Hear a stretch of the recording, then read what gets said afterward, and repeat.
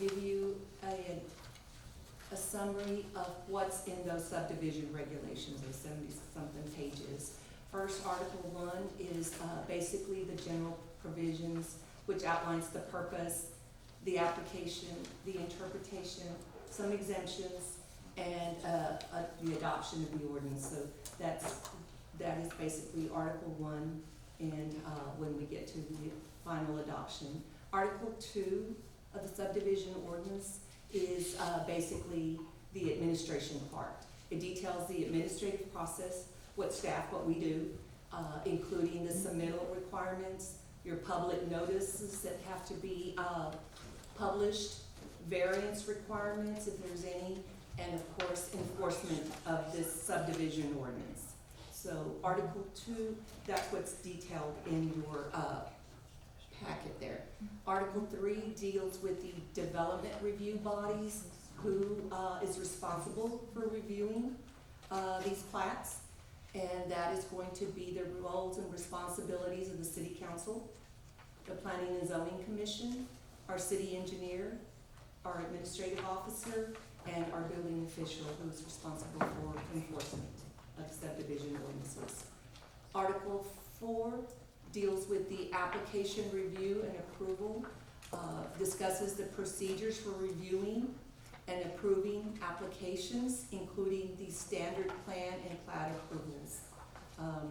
So I know that Article 4 is something that you all have raised some questions on the process and what that entails. Article 5 is the actual application requirements, what is required when submitting a plat. The list requirements for are the preliminary plats. We're also requiring construction plans at that time, the final plats, and any other related documents that we find are necessary for us to present to council for final approval. Article 6 is required improvements and design standards. Currently in our subdivision ordinance, we needed to add or change some of the specifications of what's required, for example, for the sidewalks, street lighting, some of those standards. What are those standards and what are those specifications? So we've added that in our subdivision ordinance, rather than, because you can do a subdivision ordinance or you can have a development ordinance that deals strictly with standards and specifications. We've put them in our ordinance. It also deals with improvements such as streets, utilities, stormwater management, landscaping. It's in there, requirements for landscaping, requirements for parkland and open space, dedication, and of course, street lights. Question. All these regulations have been in the ordinance since back in 2009, right? Some of these, yes, but what we've done is we've either added to it or made some changes that weren't there. So that's basically, so it's a little bit of both. On Article 6, I'm not, in this presentation, I'm not gonna get into the weeds about, okay, your sidewalk, you know, it's gonna be 3. I'm not going into specifics on the standards and designs. We do have our engineers here, and of course, Mr. Reyes is always ready to. And finally, Article 7 deals with definitions, you know. So next slide. Under Article 1, the general provisions, it basically, the purpose is, of course, to promote the community's welfare, orderly development, and adequate infrastructure. That is the purpose of when developers have a tract of land and they're starting to parcel out those lots, why we require a plat. That is the purpose, and a lot of it is that we need to meet the adequate infrastructure, because we have developments or subdivisions that were, at some point were not in, that were following the subdivision ordinance, and therefore you've got flooding issues, or you've got, you know, inadequate infrastructure. So that is the purpose of why we have a subdivision ordinance, besides it being a state statute requirement. They also apply to the city and our ETJ. So not only do we require it, there's always been, I know that council in the past has been approached by somebody that maybe is not in the city limits, and they're saying, well, why do we have to plat? Well, because state government statutes require that we, regulate in the ETJ. So if you've got a developer who has a 5-acre tract and is starting to parcel out that lot, they're going to have to give us a plat. Can I speak a little bit to that, Ms. Brown?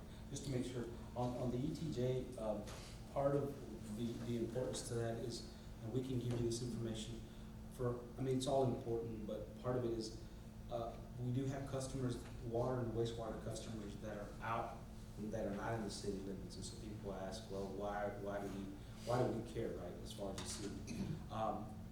There's several components, but water and wastewater, drainage also potentially could affect the city if it's out in our ETJ. And again, there's a lot of components, but our biggest problem, and what we get asked for, is water and wastewater.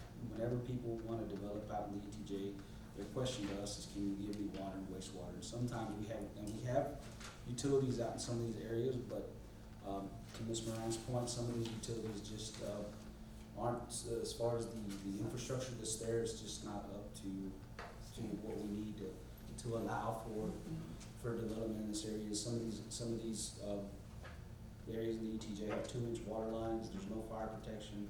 Again, this is historical. It's not something that, and I can't say that it's all happened even.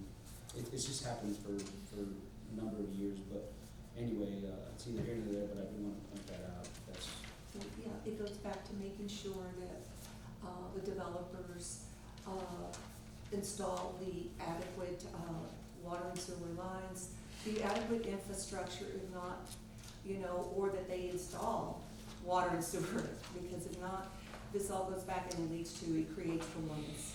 So many cities and many communities are faced with that, and then they come to council and say, well, we don't have water and sewer, we want you guys to put it. Well, had the subdivision ordinance been followed at the time when the developer was developing the land and selling these tracts of land, this ordinance would have kicked in and made sure that it was at the cost of the developer to install those infrastructures at the time. Let's see.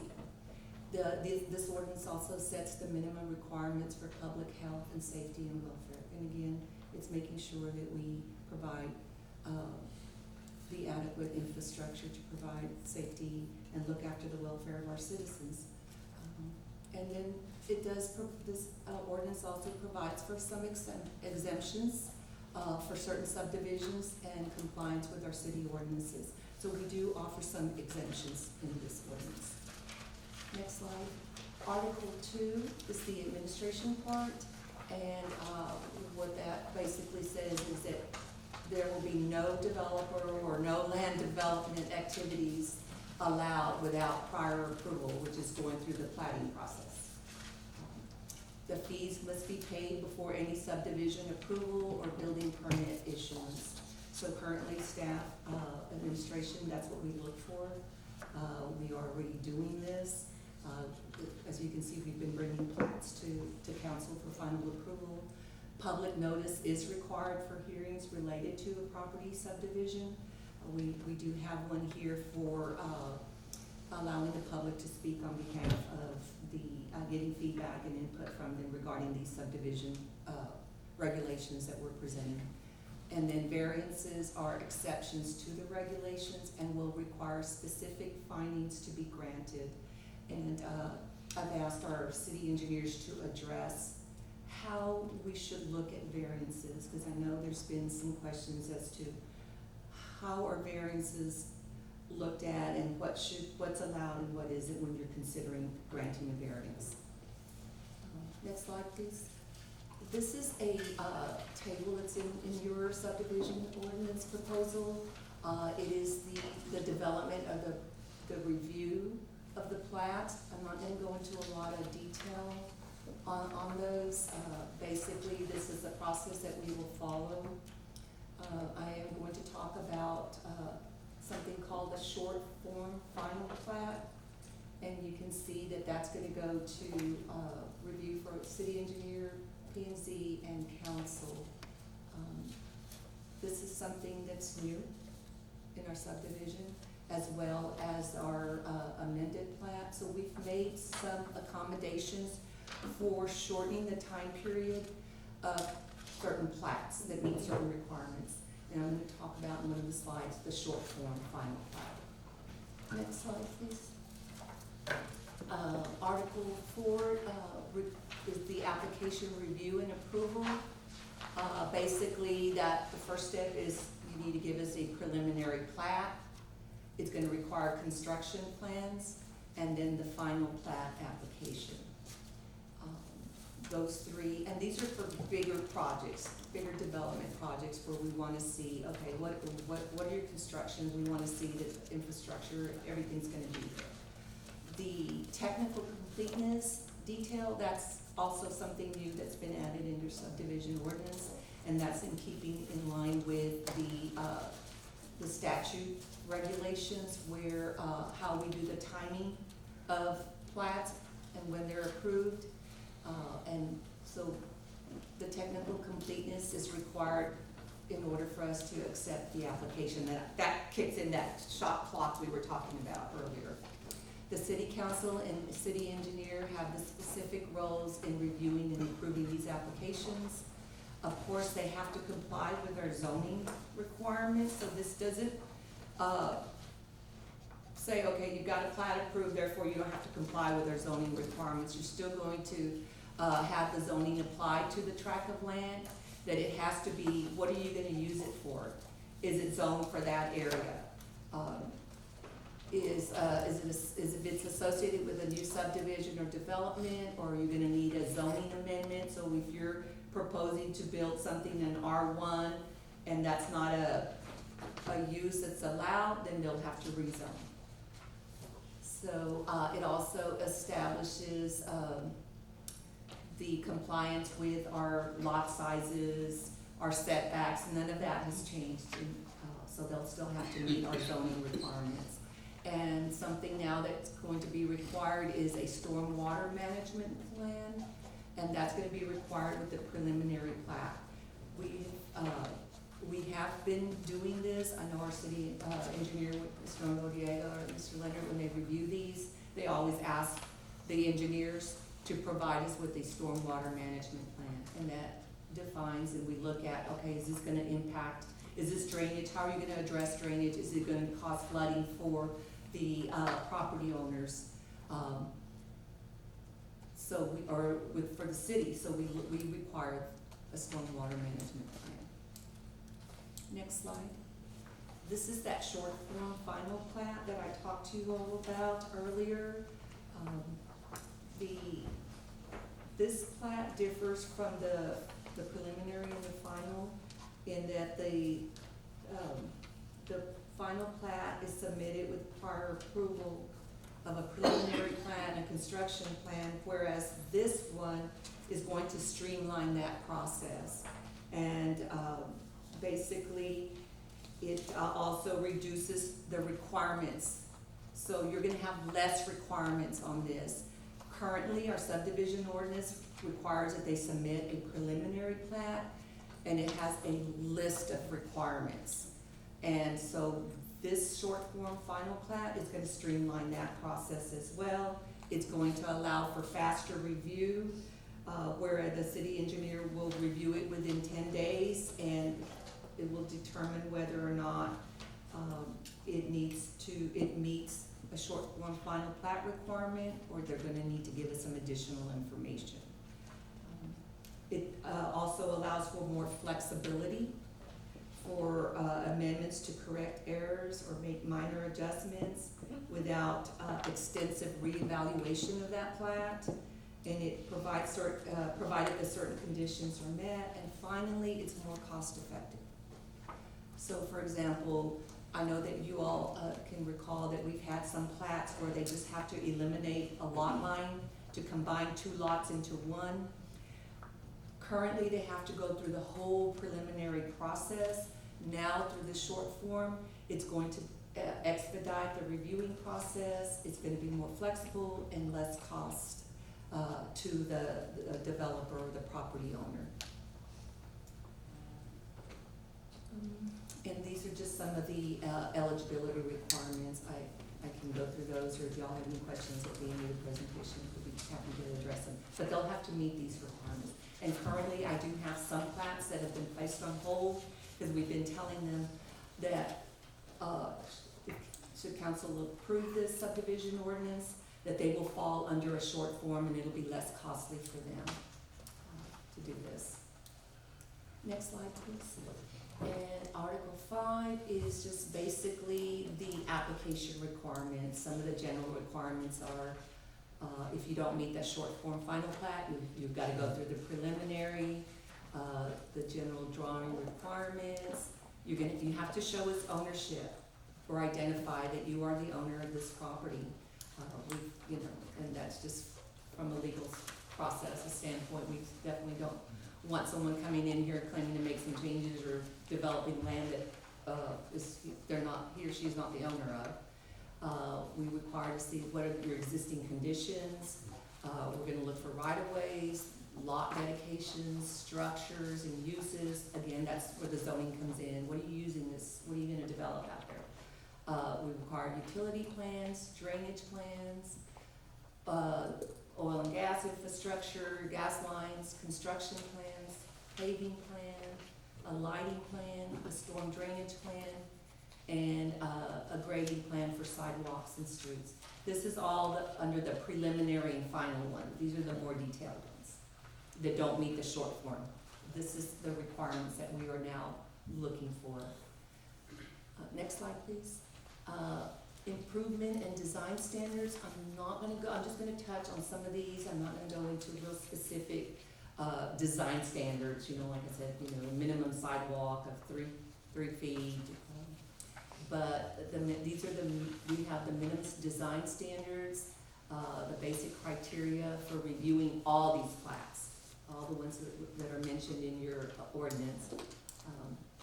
Of course, the development within the city limits has to comply with our zoning ordinance, our building and housing codes, our master comprehensive plan, and any other federal, state, and local government entities.